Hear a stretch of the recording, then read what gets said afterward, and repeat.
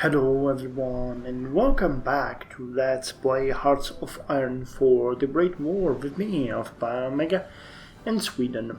So the playthrough is over. This is going to be an episode where we wrap everything up, and I'd like to actually take some lessons from this playthrough because, as was mentioned in the first episode, this could have gone two ways. Either we would have won, at which point we would play Kaiserreich campaign, or we could have lost, at which point we would play either World Ablaze or Black Ice. And I think that we're gonna play World Ablaze because that one is a bit more alternative. There can be a bit more things happening at once. Plus, Black Ice is still, if I'm not mistaken, in the testing version. So for this playthrough, we're gonna play World Ablaze, Sweden, and we're gonna join Germany again. We're gonna try to rewrite history. So lessons from this playthrough are going to come very handy. So, but let's start by looking at the map, looking at the effect that the war had on the map of Europe, and comparing it with historical borders. So the nations that are okay is Portugal, Spain, France. United Kingdom would actually at this point have Ireland as a separate nation. It would be in its pretty much modern borders with some small changes that are negligible for the game.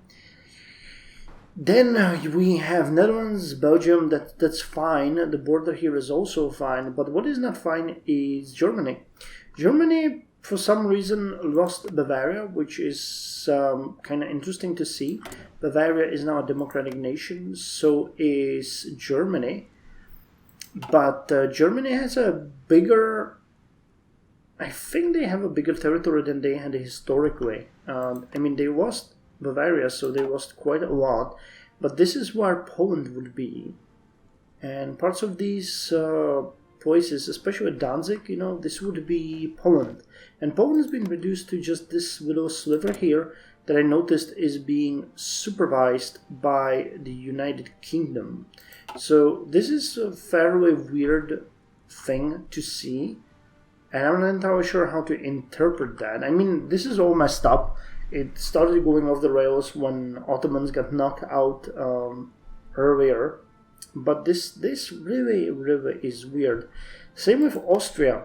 Austria has been split after First World War into Hungary, and Romania got extra territory, and parts of it went to Czechoslovakia and so on. And instead here we have something that could be considered Greater Austria. Actually, this is quite similar to what I remember that Kaiserreich has, and there is no forming of the Kingdom of Serbs, Croats and Slovenes here. Instead, we have some kind of Greater Serbia. We have Bosnia as an independent nation, and then we have a couple of smaller nations here, including parts that still belong to the Ottomans, which is really hilarious. Greece is not in its correct borders. Instead, it's sort of a mongrel of a state. At least Bulgaria seems to be fairly intact, but yeah, this entire area is completely messed up.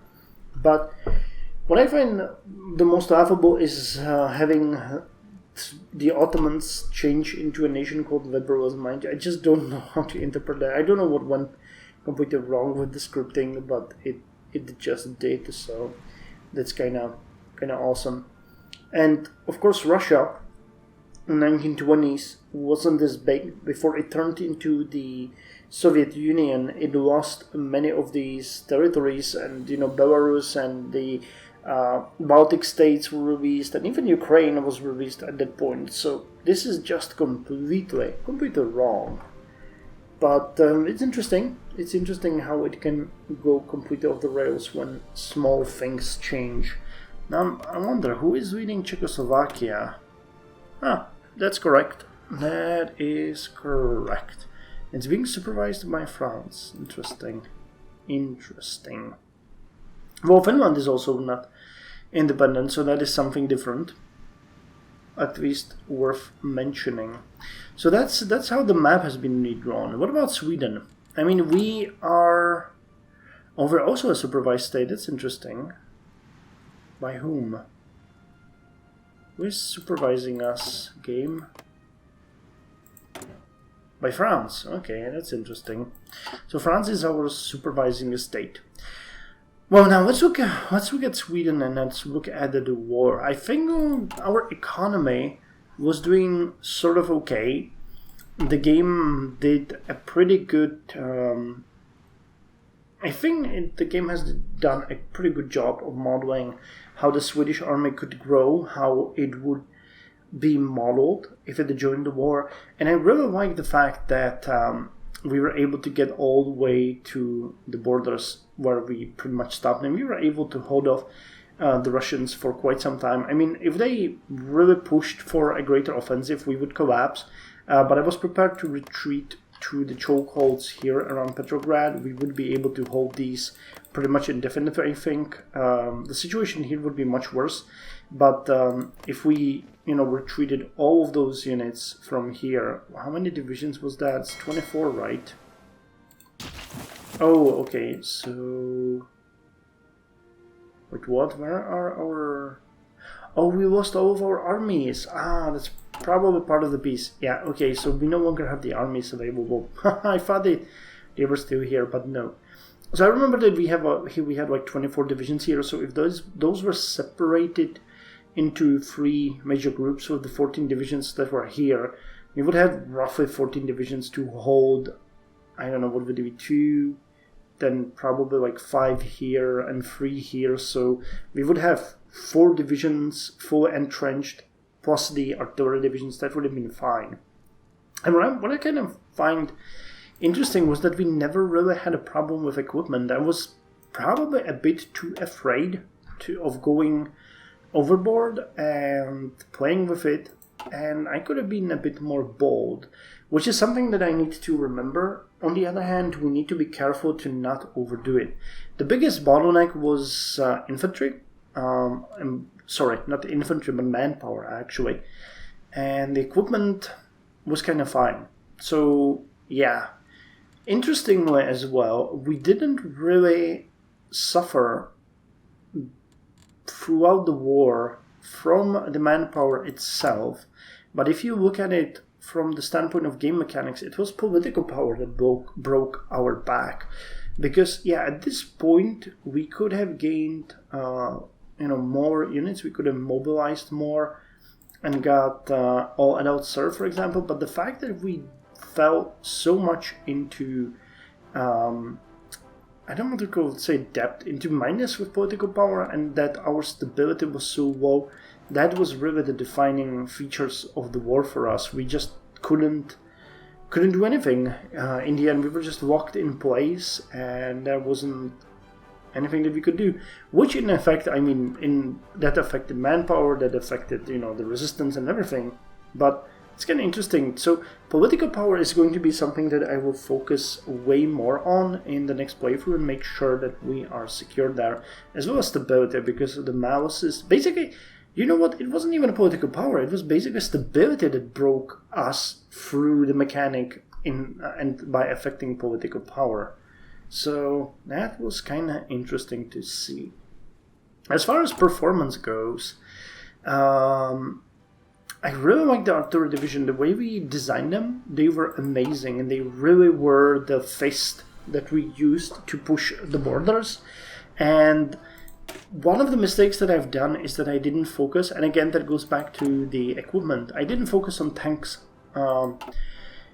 quite enough or early enough, because that could have been a great boost if we played that card well, and it could have helped us with the fights. And maybe if we did that, we might have pushed all the way to the German border and started working with them. But we couldn't. We couldn't because I thought that we wouldn't have enough factories, and that bite us in the rear. So again, when we're playing Sweden in World War II, more equipment types need to be done. We will need to focus on tanks more and make sure that we have enough of them. As far as Air Force went, no complaints there. We've done pretty good. Again, it was only the manpower that really struck us That's the only thing that I can say was a mistake. And I know that the artillery was an issue at certain point, which I don't know why, but it was. Infantry equipment was completely okay. I was kind of sad that we didn't use more unit types than just regular infantry, artillery, and then tanks in the later part of the war. But I stand firm behind the fact that it was a good choice, because when you look at the map, these are all forests. I was tempted several times to use the motorized infantry, but again, at least in this playthrough and in this mod, they are weaker, which I kind of think is on point, because they have soft cars leading them, while infantry itself is less vulnerable to everything. Cars that transport them are way vulnerable, which again is modeled nicely also in Black Ice, where you can upgrade them to armored trucks and so on later on. But really, even the tanks had a hard time, fighting in these terrains. They were really good on pushing at certain places, but long, protracted fight wouldn't work. Now, what was really interesting was to play with the supply hubs, and I have to say that getting the ports was amazing, and I should have played more into the ports. That was something that I really learned from this playthrough, where ports are cheap and amazing.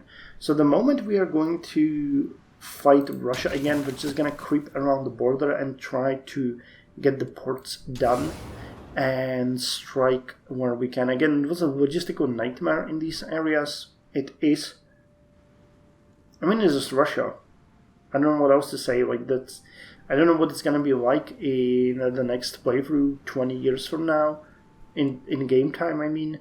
But the situation was a logistical nightmare for us, and also for the Russians. I mean, they weren't much better off than we were, and that we turned it against them.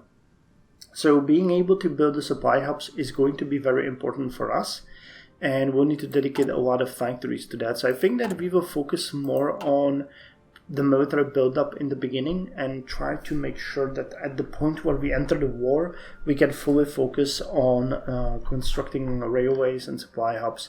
I mean, we never really... Some of you mentioned that we need more levels of railways. We didn't. That was really never the issue. It was the distance. It was really this, and now I'm exaggerating a bit. Of course, that if we had more supplies, then the fall-off would take more time, but still... It was mostly the existence of the supply hubs, not the distance. One thing I would really like to speak about, though, was the Navy. The Navy... Do we even have the Navy? Oh, we do have the Navy. The Navy was something that really surprised me in this playthrough. I mean, if you remember, I spent a lot of time in the beginning trying to put the Navy up, make it useful a bit. We microed it quite a lot, and at many points I was feeling like, yeah, this is lame, because those ships are gonna get sunk the first time they will reach out into the sea and encounter enemies. But no, our Navy actually kicked ass. Any of the ships here, whether it's the Wake Destroyer or, the Malmö class, each of these sank at least a dozen of ships. It's so weird. Let's look at... Yeah, how many ships is this? I don't even want to check that. But yeah, the Navy was really awesome, and we pretty much... I think that we destroyed maybe 10 to 20 times the ships we had in the war, and that is something that I greatly enjoyed. The fact that Sweden, such a small nation, and I mean, the Navy was good to start with, that is a historical fact. I spoke about it at length at least 2 occasions. But the fact that we were able to help this much gives me quite a lot of hope, because, as you know, Germany struggled really heavily, same with Italy, during World War II, to keep the naval dominance in their neighborhoods, and they had quite a lot of trouble with supplies. So the fact that we were able to do this in First World War gives me hope that we might be able to do this in the Second World War too. And we might not be the tipping point in the war on land, but I think on the sea we will be able to do a lot. So I'm looking forward to seeing how that is going to be handled. I mean, Navy was just, the biggest thing. I mean, our army did a ton, but the fact that our Navy sank so many ships is just amazing. I mean, we just kept on it, sinking and sinking and sinking. So I think that's all that I want to mention for this playthrough. I wanted to ask you for a feedback. Let's discuss this. I know that I haven't been responding to the comments lately. I still say that I will go through them and reply to all of you as I usually do. It's just going to take me a bit more time because I'm super busy. But I read all of your comments. All of them were pretty great. I tried to speak about them in each episode as they came, mentioning the stuff that you guys talked about and reacting to it. So hopefully you enjoyed it. Hopefully you had fun. I had great fun playing Sweden. I think that I highlighted most of the things that stuck with me throughout this playthrough. Things that I will try to incorporate into the playthrough of Sweden in World War II. And I guess all that there is to say is that I'll see you tomorrow with the first 2 episodes. Probably I'm going to publish 2 episodes. First one is, as usual, going to be an establishing one, and then we're going to start playing of Sweden in 1936 in World of Ways. So yeah, looking forward to your comments. I hope you had a great time, and I'll see you there. Till then, you guys take care.